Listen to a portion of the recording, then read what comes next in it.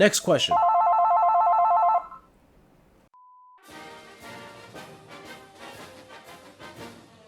Hey guys, welcome back to the channel. It's been a while. That's on me. It's been busy around here, as you can see around the shop. Today I wanted to do something different because so many people are leaving wonderful comments, and if you haven't, please comment down below. I really would appreciate it. I'm getting all these questions, which I want to address because if one person has a question, then several people will have the question. From Big Clever Name.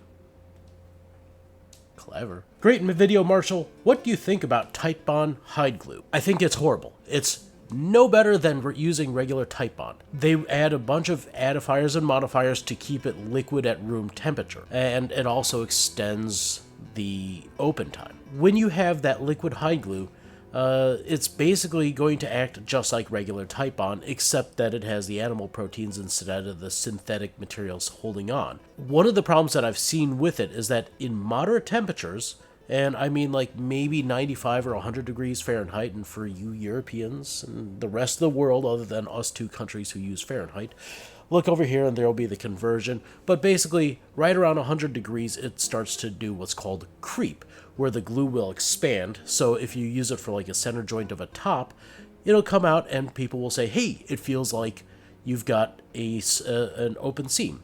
If you use it on a fingerboard, in relatively moderate heat, again around the same temperature for extended periods of time, that means that your neck can pull up because your joint has lost its structural integrity.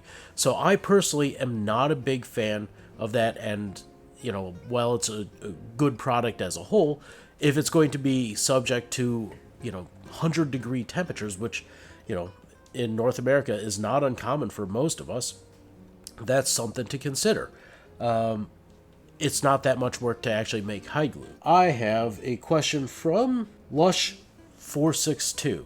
Can you use hide glue for the whole guitar assembly? Yes. So from BS Instruments, I have set my baby bottle warmer to 142.6 instead of 142.5 for open time. A tenth of a degree isn't going to change anything. The baby bottle warmers that I use, which are the Advent ones, I go onto Amazon, I look for the cheapest ones because they have terrible reviews like, it can get too hot for the kids, which toughen them up. My favorite ones are, it doesn't turn off automatically. For me, that's perfect. So what I do is I go and get those. I think they're, maybe $30, so you don't have to spend $200 on a fancy glue pot that's going to be way too hot anyways. So I'll use this one. It's got a 2.5 degree swing. So that means that when I set it for 142.5, that means it falls down to 140, which means that that's at the very bottom end of the position where the temperature range where the proteins are as liquid as they can be. And then on the top end, it doesn't go any higher than 145 degrees, which after that point, the proteins begin to denature and fall apart. So when you have those concerns for your glue, adding a tenth of a degree isn't going to change anything. Maybe it'll even degrade your process, but I have to say, I'm using a candy thermometer that I bought from my local grocery store for, I think, $7, maybe 22 years ago, to calibrate myself, so I'm not exactly going for lab grade. If you want to get out your sous vide machine and set up your water bath so that it's perfectly 142.5, go for it. If you want to set it up to 142.6, go for it. But the important thing is that it doesn't go over 145. And now that I think about it, I may actually consider getting a sous vide bath for this to set it for 145, so that way I can have a little bit of extra working time. But that said, I've never had an issue with working time. If you've properly prepared before you even get the glue spread, you don't need more than a minute to do any operation anyways. Vilu Masi. Any favorite brands? Milligan & Higgins, Tanex. So I personally use Milligan & Higgins. No slight against anybody else. I've used other brands in the past. But for me, I was able to buy the Milligan & Higgins 192 High Clarity, which is one of the most gorgeous colored glues I've ever seen. It's absolutely perfectly clear. It's like a very gorgeous amber honey. So when I have to do a hide glue size or, lock something in, that's what I like to use for that. And then at the same time, I just needed some 315 gram strength hide glue, so I ordered some more. I've worked with Pyramid, I've worked with Tanex, I've bought the StuMax stuff, whatever that blend is. I've bought it from Mohawk, so I've bought all the other brands, and yes, they all work pretty well. But currently, I just use Milligan and Higgins because I was ordering one of their products anyways. And yes, I do buy it by the 50-pound bag. Yes, I know I'm crazy, but I only have to buy glue once every 10 years. Will_MCQ_IV, so maybe the fourth? You ask, so why do I need glue over other yellow glues? Just tradition? And I'm going to assume you mean hide glue. So when you are putting together with white glue or synthetic glue or Type Bond or any other wood glue, or even Elmer's for that matter, school glue, it's going to leave a skim inside of the joint because it works by a mechanical process. So you've got the one side that's grabbing into the wood over here, you've got one side that's grabbing into the wood over here, and it's basically like a giant piece of Velcro holding the two pieces together.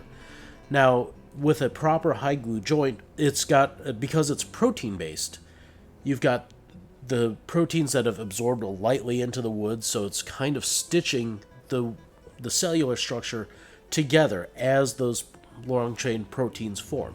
And for me, I look at it from a standpoint of repairability opposed to tradition. If they made a modern equivalent that was easy to use and did not contaminate the surface, allowing for repair down the road, I'd consider using it. But for me, because I do more repair, or maybe as much repair as building, I see so many great guitars that are destroyed and removed from circulation because synthetic glue has been used, and that repair can't be undone. And I'm not talking about expensive guitars. I'm talking about great guitars that may be very inexpensive. So if something goes wrong with it, then it's not worth the money to fix it. So that's why I use hide glues, because I want great guitars to be able to be used for a very long time. All right, next question. Last question on the glue. Okay, because we were stuck on it. It's been clinging to us, and it took a hold of me. Last question from City Blades. They say, so ... In the Rob Scallon video, it seemed like you just kept a fresh pot of glue going all day. Lol. What's your actual ... workflow with it? Like ...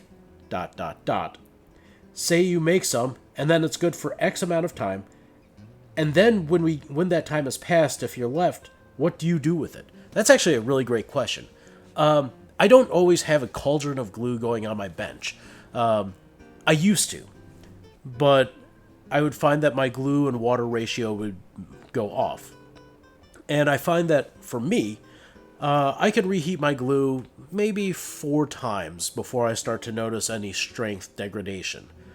And so I only make up a tablespoon at a time, or what I think I'm going to use in that amount of time, because I don't want to waste a whole bunch of stuff. I don't want to make a bunch of extra.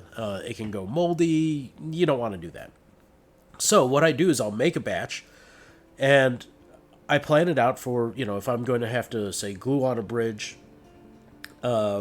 maybe close a crack and put on a fingerboard, I'll make up enough glue to do that. Maybe a little, most likely a bunch more. So I'll get that done with the first pass.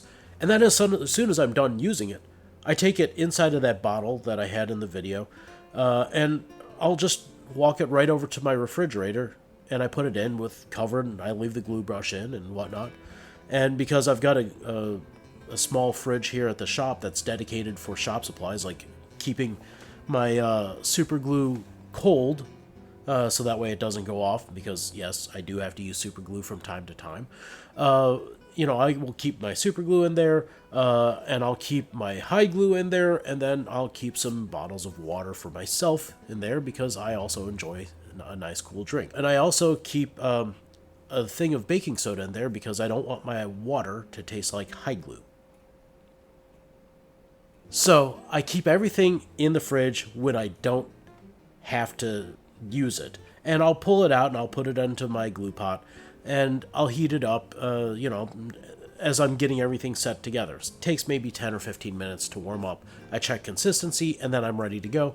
And I find that I can probably get 4 days worth of use out of it, maybe 6 to 7 heatings, so I try to plan things out. But again, if I have to make glue midweek, I don't care. It doesn't matter. It takes, 10 minutes, and I can do other stuff and get ready and put off cleaning around here. What do I do with it at the end? That's also a really great question. You can do several things. One, you can get in there with a spoon and scrape it out.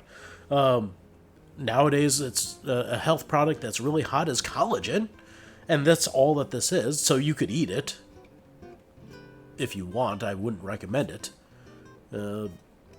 But what I do is I just fill up the glue pot with water. I fill up the glue jar with water, heat it up, get it all liquidy, turn on the hot water in my slop basin, and I just dump it down the drain, wash out the jar, wash out the glue brush, and wash out the inside of my pot. And I kind of use that as an opportunity to at least have a system for that to be relatively clean. I mean, I'm not going to go through and scrub it down to NSF certified standards, but what I do is just make sure that it's cleaned out. And if the jar has gotten moldy because I left it out overnight or a couple nights or whatever, maybe I'll take it home and throw it in the dishwasher so it sanitizes.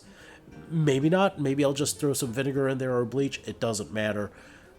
Or maybe I'll just get a new jar. I don't really fret over it too much. I just like to get rid of it after a couple days, because it's so cheap. It doesn't matter. Just make new glue, throw away the old. With the amount of glue that I've got, I could probably make glue every day and just throw it away for fun. But I'm not going to, because I don't want to be wasteful. Thanks for joining me on this glue Q&A. It's been weird to actually have this many questions about glue, but I appreciate it.